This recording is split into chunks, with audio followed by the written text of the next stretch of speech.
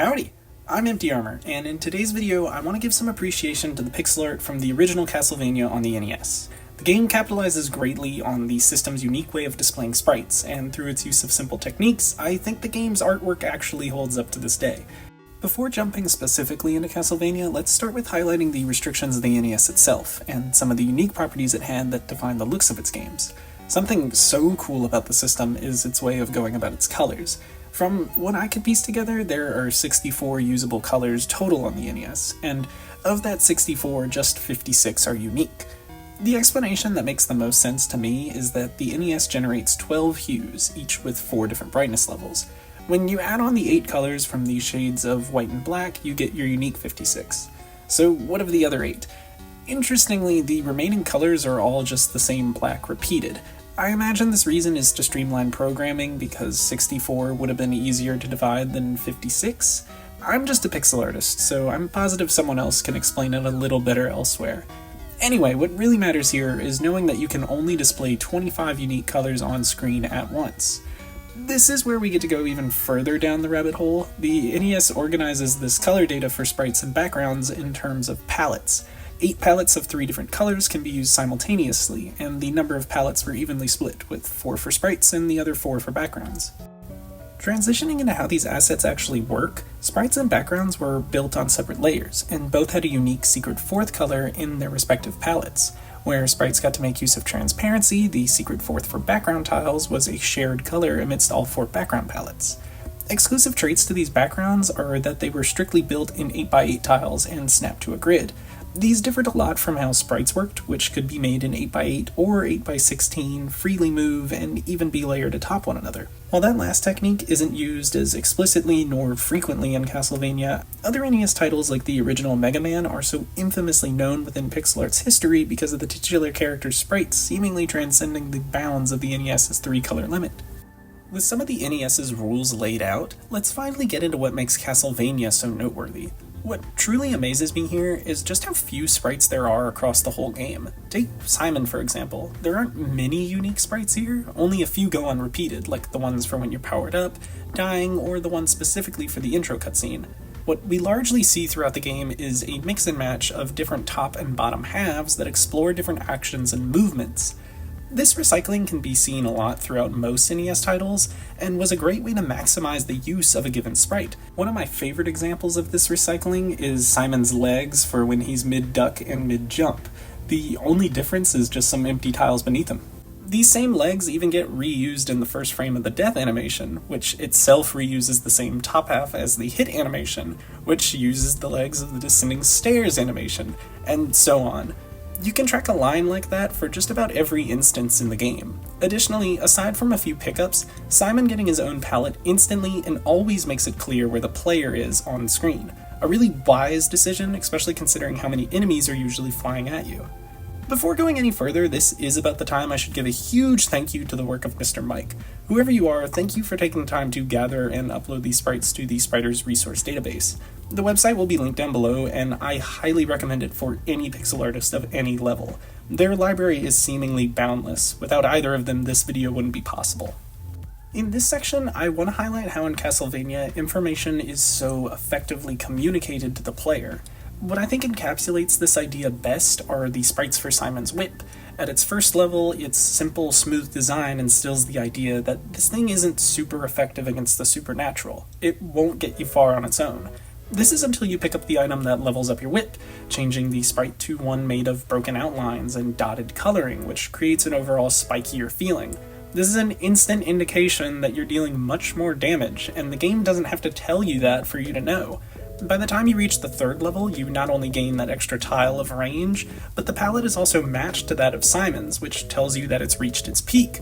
Again, all of this is communicated without dialogue needing to be written or read. It's all felt through the game and artwork. One additional note here is similar to Simon's sprites as a whole, the whip sprites get reused just as frequently. Take the jump from level 2 to 3. A simple recolor is all that's new. On this note of recycling, let's talk about Simon's other weapons and the way they use this technique to their advantage. Something I didn't even realize until writing the script is that every frame of the Holy Waters animation is just a flame from elsewhere in the game, And even though they're unrelated, one after the other, they still grow into this great fiery explosion. The dagger, though a standstill image, when moving in this straight line at high speeds, it gives the illusion that Simon throws it so fast it's unwavering in its path. The boomerang is really just a two-sprite loop, with the fourth frame being a reflected version of the second, and the first and third being the exact same image, something you would actually see most often in walking cycles from this era. Even the axe is just the same sprite rotated by 90 degrees each frame. Despite all this, they still have such an impact when on screen and feel great to use.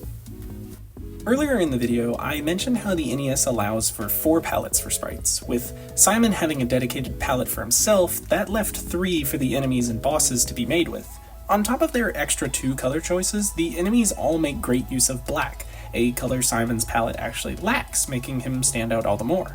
I think of all the sprites in the game, the Raven and Black Leopard are amongst my favorites.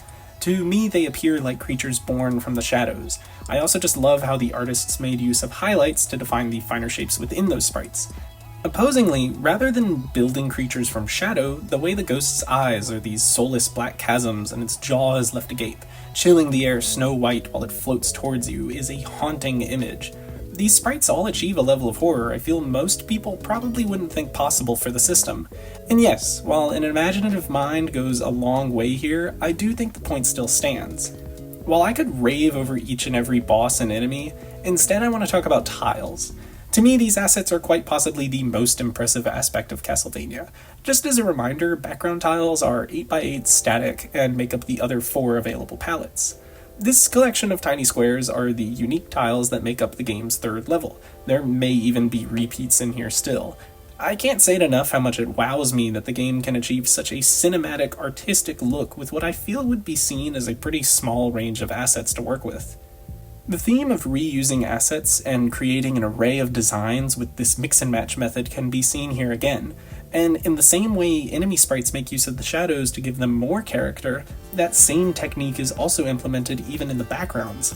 Tower spires and castle walls being backlit by the moonlight re-emphasize the game's gothic tone, and the tiles you can walk on popping out because of their contrasting color all culminate into what I consider well-designed, beautiful-looking levels.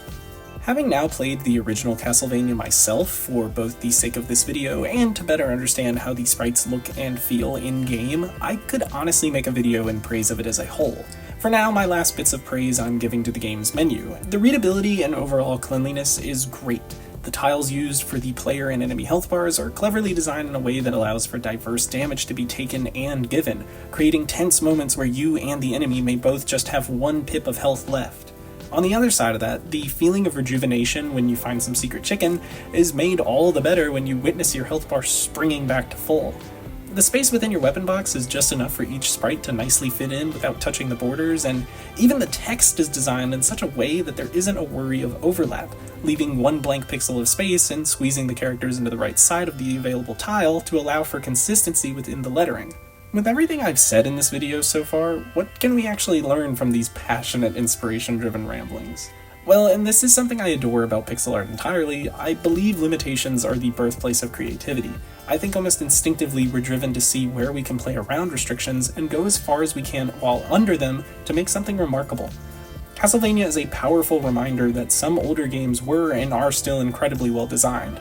Techniques utilized in older titles are ones that we should continue to reference to this day. I think a fair share of older games may get overlooked now because of the era of more high-resolution pixel art we're currently in. Before wrapping up this video, I want to take a crack at making my own Castlevania-inspired piece, actually a teaser of what I'm going to be expanding upon in my next video.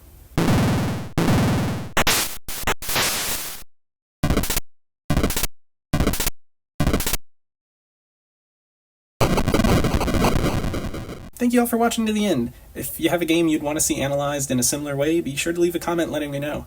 Be sure to like and subscribe too if you want to keep up with future videos. I hope the teaser builds some hype for the next video coming your way. I won't say exactly what we'll be doing just yet, so stay tuned. I'll catch you again soon.